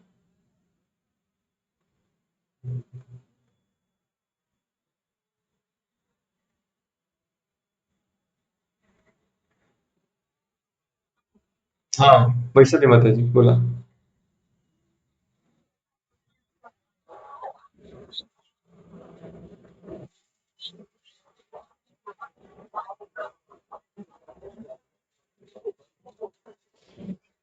हरे कृष्णा, थैंक यू। तो इस श्लोक में हमने देखा कि जो धृतराष्ट्र है वो सबसे पहले बातें कर रहा है। अभी धृतराष्ट्र जो बोलना आरंभ करता है, तो पहले श्लोक में उसने क्या कहा, माम कहा पांडव, मेरे और पांडव के पुत्र यहाँ पर युद्ध के लिए जो आए कर क्या रहे। अभी ये question, it's very very rhetorical question, ये बहुत ही घृणास्पद प्रश्न है कि यहाँ पर युद्ध करने के लिए लोग आए, अभी क्या कर रहे हैं। अब ऐसा प्रश्न पूछना ही गलत बात है। अभी आप कहेंगे कि हरे कृष्णा के भक्त मंदिर में गए हैं, प्रोग्राम खत्म हो गया, कीर्तन भी समाप्त हो गया, सभी को प्लेट में बहुत अच्छा फिश दे दिया, सब लोग पंगत में बैठे, अभी वो लोग क्या कर रहे हैं? अभी वो लोग क्या करेंगे? अभी लोग प्रसाद खाएंगे, उसके बाद क्या करेंगे? तो कोई अगर युद्ध करने के लिए आया है, क्षत्रिय है, उसके बाद अस्त्र शस्त्र है, दोनों सेनाएं सामने हैं, अभी वो क्या करेगा? युद्ध करेगा और क्या करेगा। लेकिन फिर भी प्रश्न है, कंफ्यूजन है। कंफ्यूजन क्यों है? कि बहुत अपेक्षाएं हैं। तो धृतराष्ट्र के मन में बहुत सारी इच्छाएं हैं, लेकिन साथ साथ बहुत भय भी है। तो डिजायर एंड फियर, ये जो दो चीजें हैं, ये हमारे जीवन में साथ साथ चलती है। लेकिन जैसे अभी कोरोना का पैंडेमिक चल रहा है, हर किसी के पास इच्छा है कि हम बाहर घूमने के लिए जाएं, किसी रिश्तेदार को मिले या मंदिर में जाएं या बाकी भक्तों को मिले। तो इच्छा है, लेकिन साथ साथ इच्छा के साथ क्या है? डर भी है। तो धृतराष्ट्र उसी हमारे मेंटेलिटी को यहाँ पर निर्देशित कर रहा है और कह रहा है कि मेरे पुत्र भी वहां पर है, पांडव के पुत्र भी वहां पर है। अपेक्षा क्या है? कि मेरे पुत्र युद्ध जीत जाए, लेकिन डर है। डर किस बात का है? वो कहता है कि वो युद्ध भूमि पर खड़े हैं, लेकिन युद्ध भूमि साधारण युद्ध भूमि नहीं है, धर्म क्षेत्र है, कुरुक्षेत्र है। वो ऐसा स्थान है जहां पर धर्म की बातें हुई है पहले, जहां पर बहुत यज्ञ पहले हो चुके हैं। और इसलिए ये जो धार्मिक स्थल है, ये धार्मिक स्थल की वजह से दोनों के ऊपर, मेरे पुत्र के ऊपर और पांडवों के मन के ऊपर इसका परिणाम हो सकता है, और उसकी वजह से शायद युद्ध कैंसिल भी हो जाए। लेकिन युद्ध अगर कैंसिल हुआ तो फिर पांडव कैसे मारे जाएंगे, मेरे पुत्रों को भूमि कैसे मिलेगी, राज्य कैसे मिलेगा? तो ये डर उसके मन में है, इसलिए वो सबसे पहले, उसके मन में जो डर है वो सबसे पहले बाहर आता है। और वो क्या कहता है? धर्म क्षेत्र। हालांकि उसको धर्म से कोई लेना देना नहीं है, उसको राज्य से लेना देना है, लेकिन वो सबसे पहला उसके मुंह से शब्द क्या आता है? धर्म क्षेत्र। तो धर्म क्षेत्र से वो डरता है। तो कई बार हम देखते हैं, हम लोग कहते हैं कि अरे गीता की क्लास हो रही है, आप आइए, गीता पढ़िए, भगवान का नाम लीजिए, मंदिर में आइए, भक्तों से मिलिए। लेकिन लोग नहीं आना चाहते, लोग थोड़ा दूर रहना चाहते हैं। क्यों? क्योंकि धर्म की बात ही कही तो उनके मन में डर उत्पन्न हो जाता है। अभी किसी के मन में धर्म की बात सुनने से डर उत्पन्न क्यों होगा? जैसे अभी आपने एक्सपीरियंस बताया कि आपको तो बड़ी उत्कंठा है, लेकिन ऐसे भी लोग हैं जिनको डर लगता है। क्यों डर लगता है? माम कहा पांडवाश्च, क्योंकि मैं और मेरा ये जो आसक्ति है वो इतनी डीप रूटेड है कि उसमें डर लगता है कि शायद ये मुझसे छीन न लिया जाए, और उस वजह से डर लगा रहता है। तो हमारे मन में, हमारी मन की इच्छाएं और हमारे मन की जो फियर्स है, जो हमारी डर है, उसके साथ ही हम हमेशा जूझते रहते हैं और संघर्ष करते रहते हैं। और उसकी वजह से हमेशा एक अनसर्टेनिटी का, एक एंजाइटी का, एक स्ट्रेस बना रहता है। धृतराष्ट्र उस स्ट्रेस को यहाँ पर व्यक्त कर रहा है। धृतराष्ट्र के पुत्र कौरव जो 100 थे, पांडव 5 ही थे। कौरव के पास बहुत बड़ी सेना थी, पांडव के पास बहुत छोटी सेना थी। कृष्ण की पूरी नारायणी सेना दुर्योधन के पास थी, लेकिन सिर्फ कृष्ण एक अकेले पांडव के पास थे। लेकिन फिर भी डर धृतराष्ट्र के मन में था। डर क्या था? कि मेरी जीत होगी नहीं होगी। तो जब तक हम अपने पर्सनल ग्रेटिफिकेशन के लिए, हमारे स्वार्थ के लिए जब तक जीते रहेंगे, तब तक हमेशा हम एंजाइटी में रहेंगे, हमेशा हम डरे हुए रहेंगे, हमेशा हम अनिश्चितता यानी अनसर्टेनिटी में जिएंगे। तो धृतराष्ट्र हमें सिखाता है। लेकिन उससे आगे है उसका पुत्र। दूसरे श्लोक में, अभी हम सब श्लोक पढ़ेंगे नहीं, मैं आपको सिर्फ एक ओवरव्यू दे रहा हूं चैप्टर का। दूसरे श्लोक में दुर्योधन, जो कि धृतराष्ट्र का पुत्र है, वो अपने गुरु के पास जाता है। उसके मन में भी स्वार्थ है। कोई सोचेगा कि अरे दुर्योधन अपने गुरु के पास जा रहा है, कितना नेक है, नेक शिष्य है। लेकिन अपने गुरु के पास जाकर क्या कहता है? तीसरे श्लोक में वो कहता है, अत शूरा महेश्वास, नहीं सॉरी, वो कहता है कि हे गुरुवर, आप देखो यहाँ पर पश्यतां पांडुपुत्राणाम आचार्य महतिम चमुम व्यूढ़ाम द्रुपद पुत्रेण तव शिष्येण धीमता। दुर्योधन कहता है कि हे गुरुवर, आपने बड़ी गलती कर दी। He finds fault with his guru. He is finding fault with his superiors. तो जब व्यक्ति बहुत सेल्फिश हो जाता है ना, तो वो भूल जाता है, भूल जाता है कि मेरे सामने कौन खड़ा है, इनकी क्या स्थिति है, इनकी क्या पोजीशन है, इन्होंने मेरे लिए क्या क्या किया है, मैं कितना इंडेटेड हूं इनके प्रति, मुझे कितनी कृतज्ञता व्यक्त करनी चाहिए। लेकिन कृतज्ञता कब आएगी? जब याददाश्त होगी कि इस व्यक्ति ने मेरे लिए क्या क्या किया है। वो याददाश्त कब होगी? जैसे कई बार लोग पूछते हैं कि मेमोरी टिप्स, मेमोरी कैसे अच्छे बढ़ाए। लेकिन जब हम सेल्फिश बन जाते हैं, स्वार्थी बन जाते हैं, सेल्फ सेंट्रिक बन जाते हैं, तो हमारा मेमोरी भी कम हो जाता है, खास करके उन चीजों का मेमोरी, उन चीजों का स्मरण जो बड़ों ने हमारे लिए किया है। So second lesson we learn from this character Duryodhan, that whenever we are acting selfishly, then memory is reduced. When memory is reduced, then gratitude is reduced. When gratitude is reduced, then when the attitude of gratitude is not there, then our character also is lost. तो दुर्योधन अपने गुरु के पास जाता है और कहता है कि आपने बहुत बड़ी गलती कर दी, आपने ऐसे व्यक्ति को ज्ञान दे दिया जो ज्ञान देने के लायक नहीं था, जो आपकी मृत्यु लाने वाला था, धृष्टद्युम्न, उसको आपने ज्ञान दे दिया। अभी देखिए वही धृष्टद्युम्न यहाँ पर पूरी आर्मी को सजाया है, वो सेनापति बन चुका है पांडवों का। ये सब आपकी वजह से हुआ है। तो दुर्योधन का यहाँ पर एंट्री बड़ों के अवज्ञा से या बड़ों के अपमान से आरंभ होता है, लेकिन उसका वो अपमान से द्रोणाचार्य तक खत्म नहीं होता। अभी वो भीष्म का भी अपमान करना चाहते हैं। अभी हालांकि भीष्म कौरवों के सेनापति है, और भीष्म जैसा व्यक्ति पूरे भारत में या पूरी दुनिया विश्व में नहीं मिलेगा, इतना एक्सपर्ट योद्धा। लेकिन यहां पर दुर्योधन कहने लगता है कि देखिए हमारे यहाँ पर जो अलग अलग प्रकार के सैनिक खड़े हैं, तो वो कौन है? तो उनका पहले वर्णन करता है। तो वर्णन करता है, अत्र शूरा महेश्वासा भीमार्जुन समायुधि युधानो विराटश्च द्रुपदश्च महारथः। चौथे श्लोक में कहते हैं कि यहाँ पर देखिए भीम है, अर्जुन और उनके समान कितने सारे अनेक अनेक वीर हैं।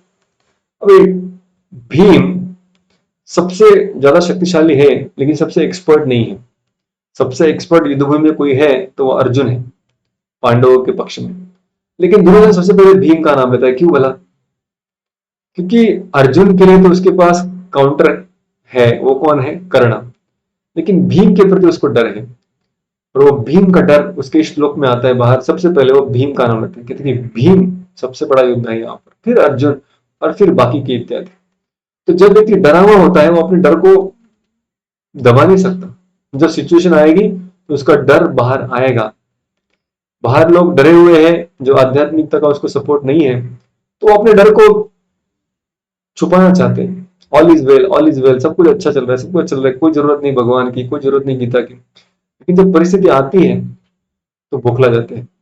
पिछले 1 महीने में जहां से जब हमने गीता कोर्स कंप्लीट किया, उसके पश्चात बहुत समय लगा हमको एक क्लास चालू करने के लिए। क्यों? क्योंकि समाज एक पूरी बुरी अवस्था से गुजर रहा था।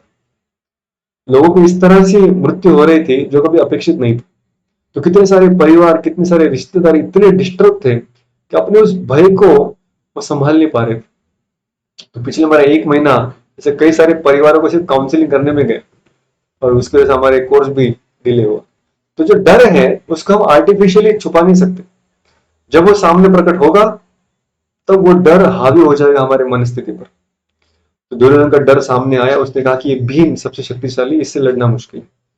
फिर दुर्योधन अपने आप को फिर भी उस डर को छुपाना चाहता है और कहते हैं कि नहीं नहीं, मेरे पास बहुत बड़े बड़े सैनिक हैं।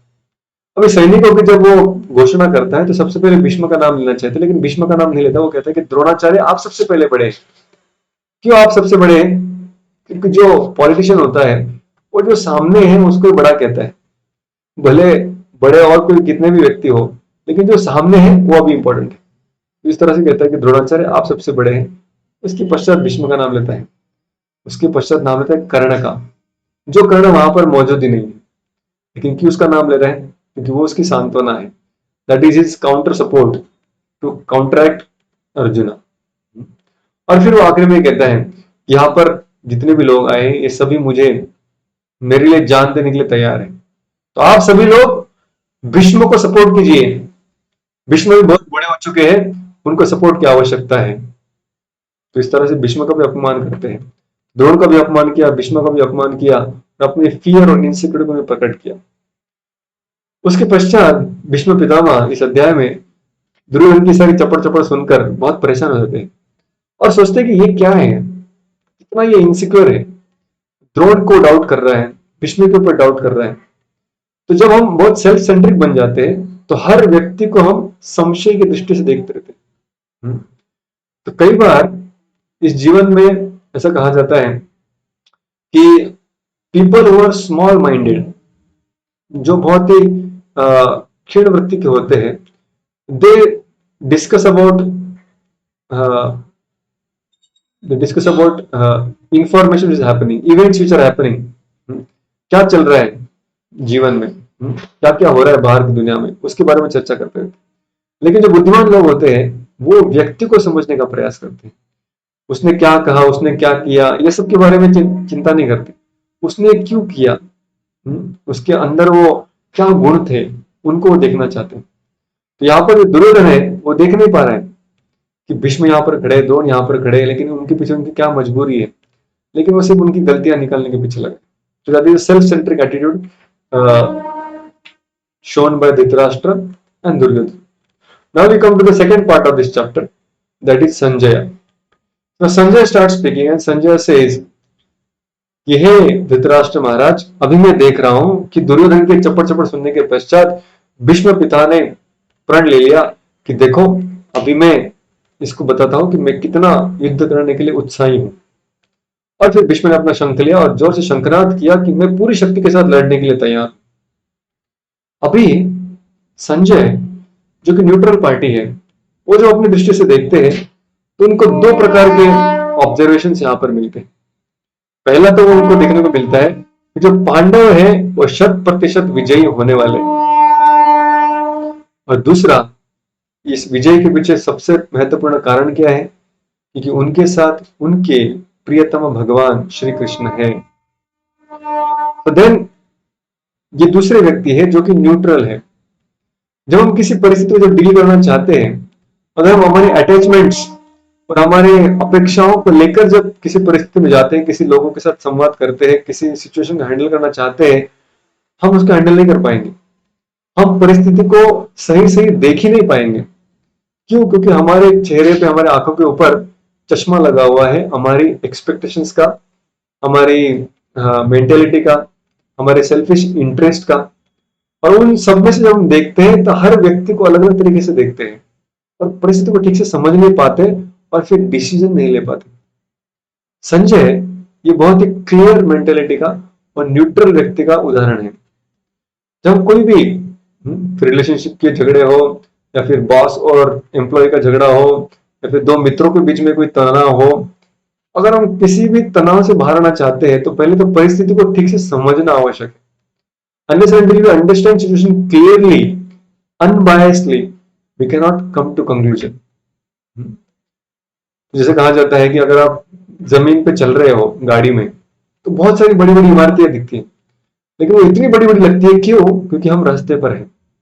अगर हम फ्लाइट में हैं तो वहां से जब देखते तो क्या होता है, सारी बिल्डिंगें छोटी छोटी नजर आने लगती है।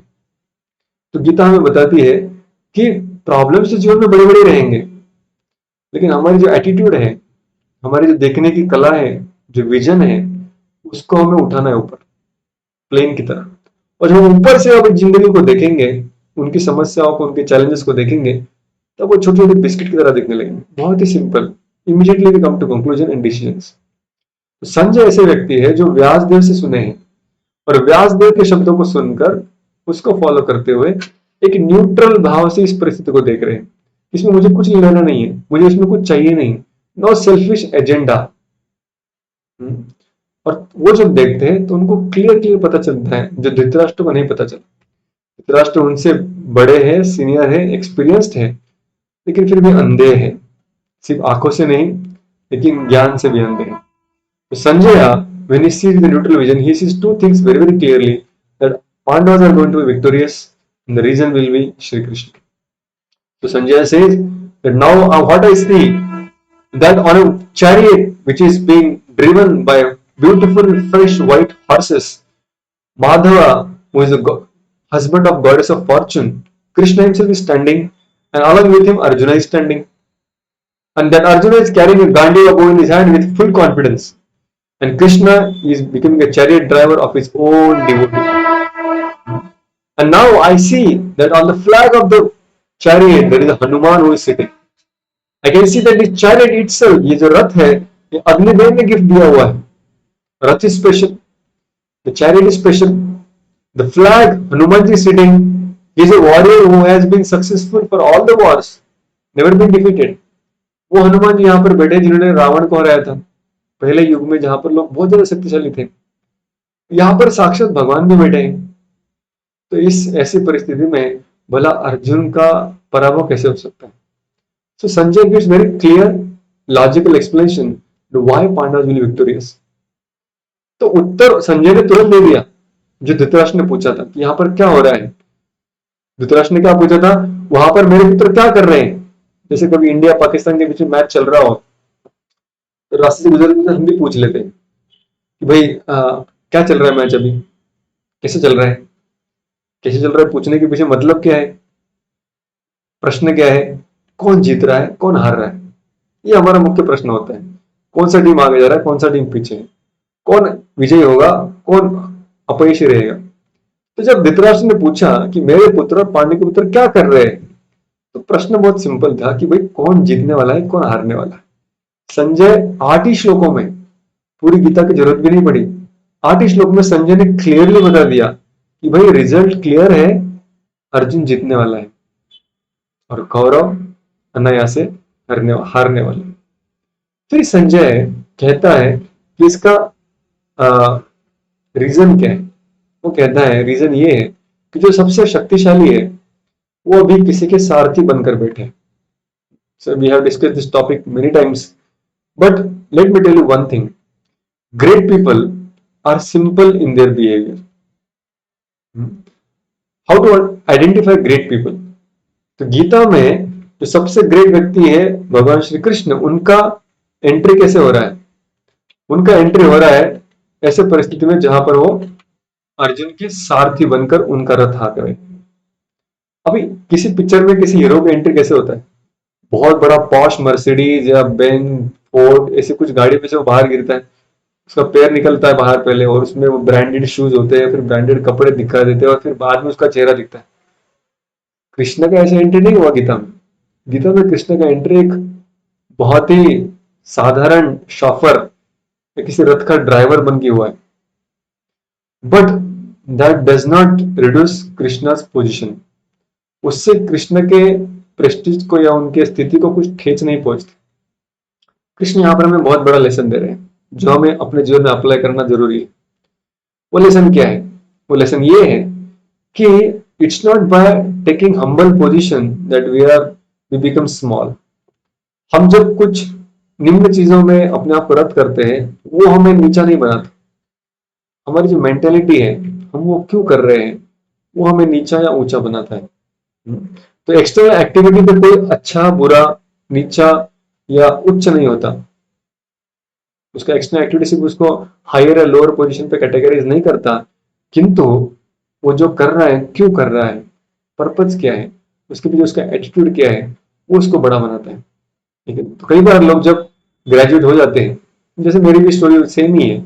मैं जब एमबीबीएस कर बाहर निकला और पहली जॉब ढूंढ रहा था तो मुझे लगा कि भाई मैं एमबीबीएस किया हूँ, कई लोगों का एडमिशन भी नहीं मिलता मेडिकल कॉलेज में, मुझे मिला है वो भी बॉम्बे में, वो भी ग्रैंड मेडिकल कॉलेज में. तो इतने बड़े कॉलेज से पास आउट होऊंगा तो बहुत अच्छा पगार मिलना चाहिए.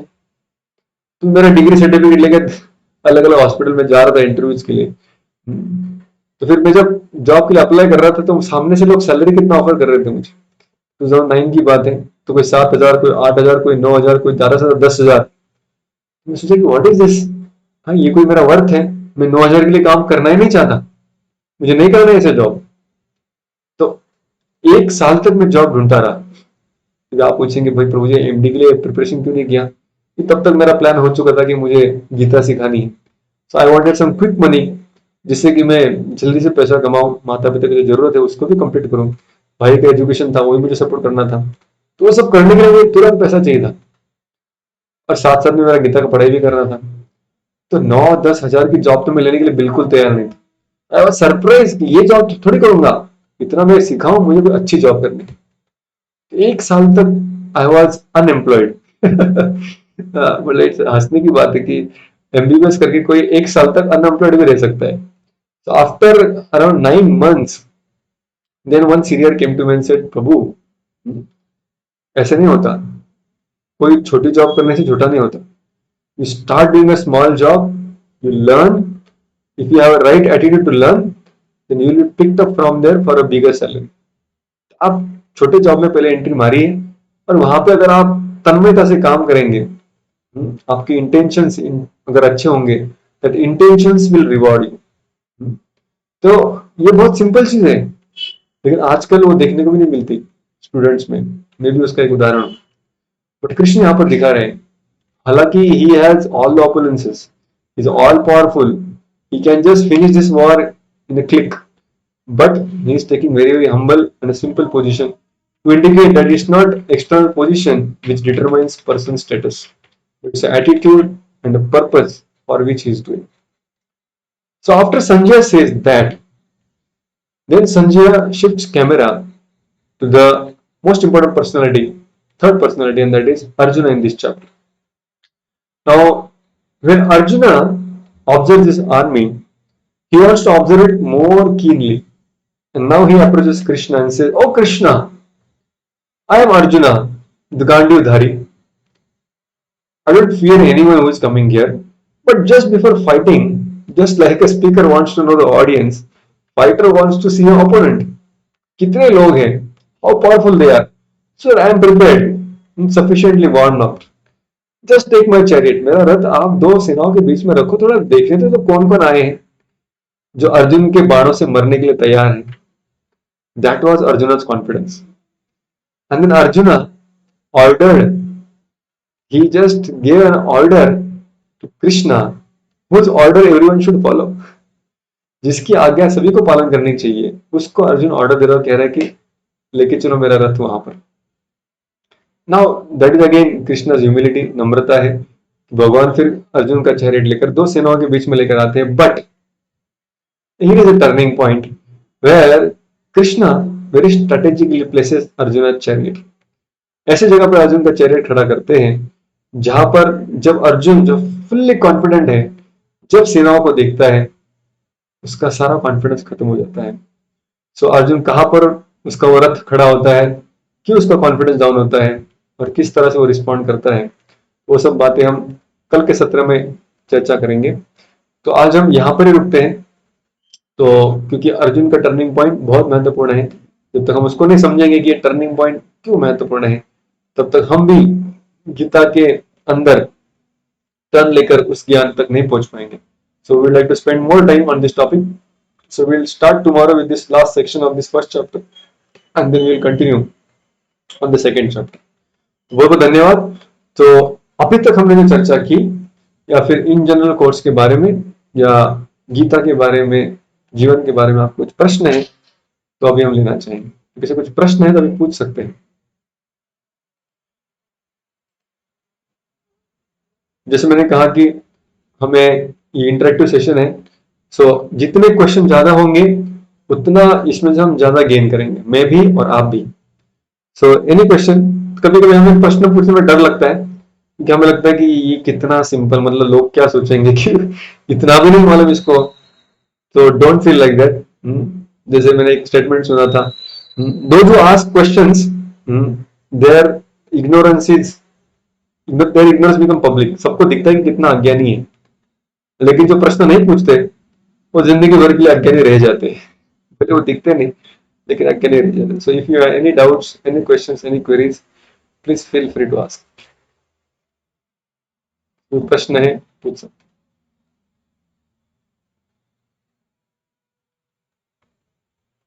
तो किसी का कुछ सजेशन है कि प्रभु जी थोड़ा फास्ट जा रहे हैं या बहुत स्लो जा रहे हैं, समझ में नहीं आ रहा है, ये भी आपको बताना चाहिए था। ऐसा भी कुछ आपका सजेशन तो बताइए कि this is the first class, we are trying to understand each other, और एक दूसरे को समझने का प्रयास करें जिससे कि अगला जर्नी साथ में ठीक से हो पाए।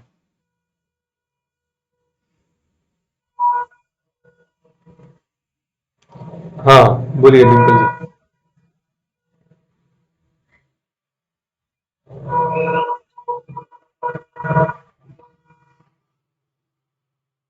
हाँ जी, बोलिए। कोई प्रश्न नहीं है? ओके, अगर किसी को कोई प्रश्न नहीं है तो हम यहाँ पर रुकेंगे। तो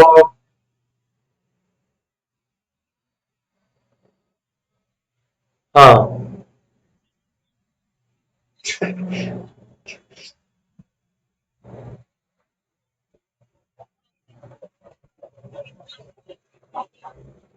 हाँ, आपको क्या लगता है?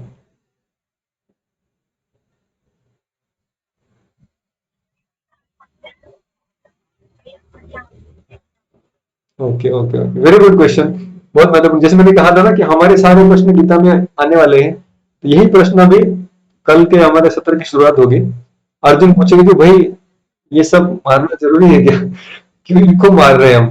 हाँ, कुछ जरूरत नहीं है। जैसे हम जानते हैं कि हिस्ट्री हिस्ट्री अगर हम हिस्टोरिकली देखेंगे तो धृतराष्ट्र बड़े भाई थे, पांडु उनके छोटे भाई थे। तो धृतराष्ट्र बड़े होने के कारण राजा बनने चाहिए थे, लेकिन वो अंधे थे, कैपेसिटी नहीं थी राज्य संभालने की। तो फिर पांडु को राजा बनाया गया। लेकिन जो पांडु थे उनको एक रोग था, पांडु रोग, जिसको हम एनीमिया कहते हैं आजकल के जीवन इसमें, मेडिकल लैंग्वेज में। तो उसकी वजह से पांडु की बहुत कम उम्र में ही उसकी मृत्यु हुई। उनके बच्चे थे पांडव। उनकी दो पत्नियां थी, कुंती और माद्री। तो कुंती से उनको भीम, अर्जुन, नकुल, और सॉरी भीम, अ, युधिष्ठिर, भीम और अर्जुन थे। और फिर माद्री से नकुल, सहदेव भी थे। माद्री तो सती चली गई, लेकिन कुंती बची बाकी बच्चों को संभालने के लिए। तो धृतराष्ट्र के पुत्र थे दुर्योधन इत्यादि। लेकिन जब पांडु की हत्या हुई, जब पांडु जब मृत हुए, तब अभी अगला जो जनरेशन है उसमें जो सबसे योग्य और सबसे एल्डर जो व्यक्ति है, राजकुमार है, वो राजा बनना चाहिए। तो सबसे एल्डर वो थे तभी युधिष्ठिर महाराज। अब युधिष्ठिर महाराज को राजा बनना अनिवार्य था, लेकिन युधिष्ठिर महाराज राजकुमार तभी बहुत ही कम उम्र के थे, मतलब मे बी नॉट 18 स्टिल। तो अभी तक उनके लिए वो तैयार नहीं थे। और इसलिए फिर कहा गया कि जब तक युधिष्ठिर बड़े नहीं होते तब तक राज्य धृतराष्ट्र को दिया जाए।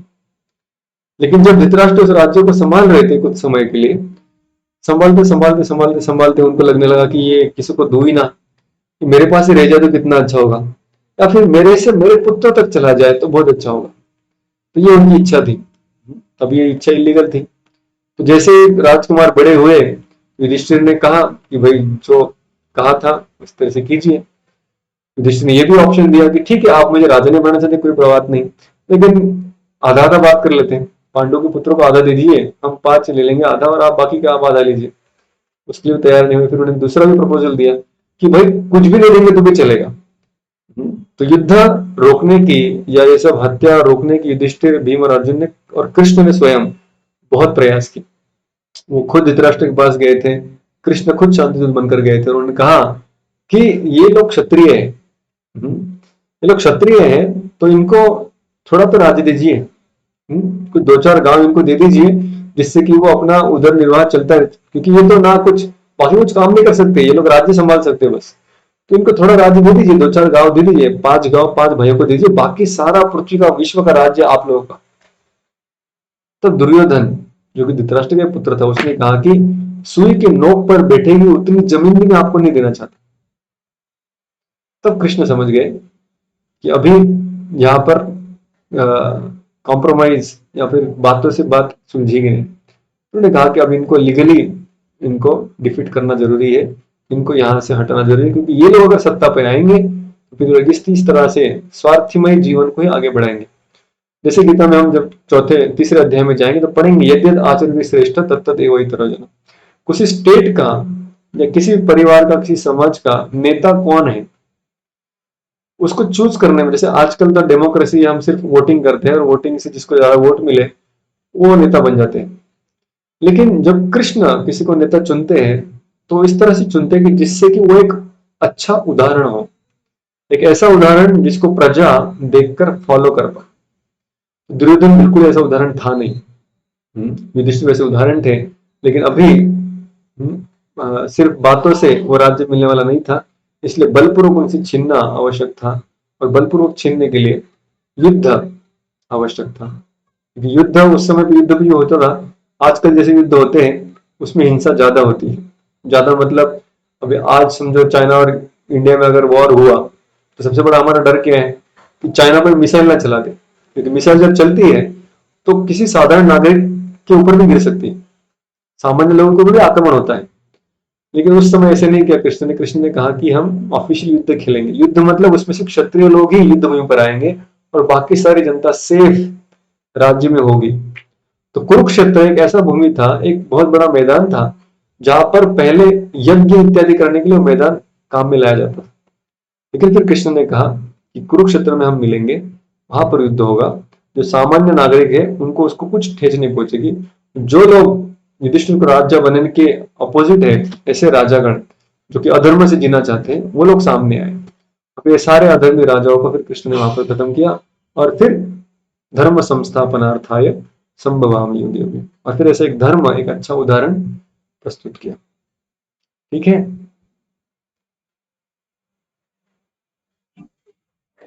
तो कृष्ण भी चाहते थे कि अवॉइड करें, लेकिन फिर लास्ट ऑप्शन बचा नहीं तो फिर युद्ध करना पड़ा। ओके, और किसी को कुछ प्रश्न है, कोई सजेशन, कोई सुझाव? ओके, तो जैसे कि मैंने कहा था मैसेज में कि every week will be circulating 20 questions. तो 20 क्वेश्चन आपको ये ग्रुप में मिलेंगे जो कि मल्टीपल चॉइस क्वेश्चन होंगे। वो सिर्फ आपको उसके सिर्फ आंसर्स, मतलब 20 क्वेश्चन, तो फर्स्ट का ए या बी या सी डी है या ए बी दोनों भी है, जो भी आपको सिर्फ चूज करके सीरियल डाल के वो मुझे आप पर्सनली भेज दीजिए, क्योंकि ग्रुप पे भेजेंगे तो फिर कोई कॉपी पेस्ट करके आप भेज देंगे। तो आप मुझे पर्सनली व्हाट्सएप पे मैसेज कीजिए, so that I can keep a record. And it's not regarding how much you understand, but it's just to have interaction, जिससे कि मुझे पता चले कि मैं कितना ठीक से सिखा पा रहा हूँ, जिससे कि मैं और अपने आप को इम्प्रूव कर पाऊँ। तो उसमें ये मत सोचिए कि गलत हो जाएगा तो फिर क्या होगा, कम मार्क मिलेंगे। ये कोई स्कूल की एग्जाम नहीं, इसमें कोई पास फेल नहीं होने वाला है। This is just N interaction between teacher and student. तो वो आपको दूसरे दिन के अंत में मिलेगा, मतलब कल के लेक्चर के पश्चात आपको मिलेगा, जैसे कि आप उसका अटेम्प्ट करके फिर अगले सत्र के पहले you can submit any time before we finish the 18 chapters. So thank you very much, आपका सबका इतना धीरज के साथ आप लोग सुन रहे हैं और प्रश्न भी पूछ रहे हैं, उसके लिए बहुत बहुत धन्यवाद। तो कल हम मिलेंगे, कल का समय अलग है, याद रखिए 5:30 वी आर मीटिंग। तो आप थोड़ा 10 मिनट पहले ही लॉग इन होंगे तो अच्छा है, नहीं तो फिर सबको एडमिट करते करते once I start presenting it's very difficult to come out and then admit people. तो आप थोड़ा 5-10 मिनट पहले ही सब लोग टाइम पे आ जाएंगे क्लासरूम में तो बहुत अच्छा होगा। Thank you very much. Hare Krishna. Srila Prabhupada की जय। ग्रंथ राष्ट्र में भगवद गीता की जय।